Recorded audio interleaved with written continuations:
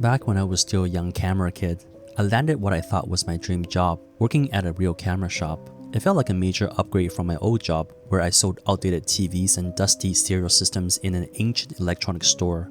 This camera shop, it felt legit, even though I was just another retail worker, taking all the night shifts and weekend scraps no one else wanted. I didn't care. To me, this was one step closer to my photography dream, and I was ready to work hard and learn as much as I could. But one night, something weird happened. One of the strangest customer requests of my entire retail life walked right through those glass doors. You know that old saying, the customer is always right? Well, not always.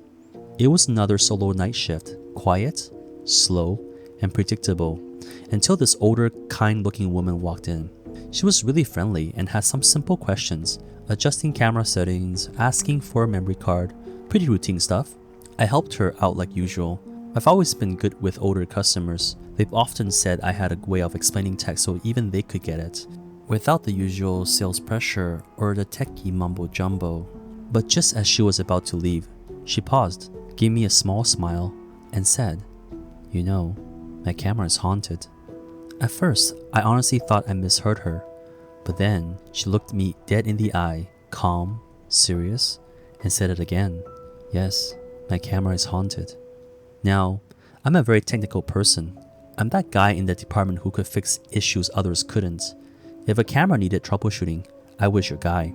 But in all my time fixing cameras, no one had ever brought up ghosts before. So I asked her, "What exactly is happening with your camera?"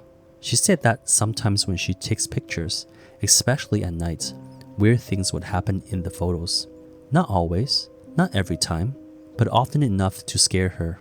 She said that there would be this strange blur in the corner of her image, and sometimes the camera would even make noises at night.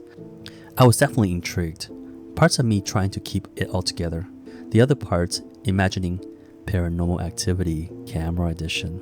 I asked her, "Do you still have the photos?" She said yes, and started navigating her camera to show me. Those few seconds felt like the longest of my shift. She finally pulled one up. It was a photo of her backyard, dark, underexposed. But in the bottom corner was this glowing orange blur. It was overexposed, smeared, and had this weird white halo around it. Definitely looked off. She showed me a few more. Same thing. Strange, glowing blobs in dark areas of her shots. And honestly, I knew exactly what it was. I let her finish explaining. Then I politely asked her, "Can you show me how you usually hold your camera when you take photos?" She lifted the camera and gripped it with her fingers right across the front. And that's when it clicked. During the day, this wouldn't matter much. The flash doesn't fire, and the little fingers in the corner might not even show. But at night, when the auto flash fires, her fingers were directly covering the flash and lens, making her fingertips show up as these glowing ghost blobs. The rest of the image would be dark, while her skin lit up bright orange from the blast of the flash. Boom.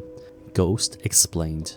I didn't give her a long technical breakdown. She clearly believed this thing was haunted, so I just gently told her that her fingers was getting in the way of the flash. I showed her the proper grip and how to hold the camera without covering the lens. She was grateful, smiled, and left happy, totally relieved.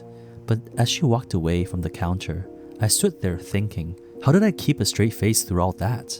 Part of me kinda regrets not offering to perform a camera exorcism.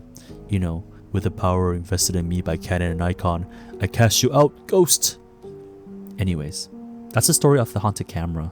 Just another night in retail, where apparently we troubleshoot the supernatural now. Thanks for listening. If you like the story and want more weird retail moments, tech breakdowns, or behind the counter tales, consider subscribing. I've got 15 years worth of wild customer stories, and trust me, this was just the beginning.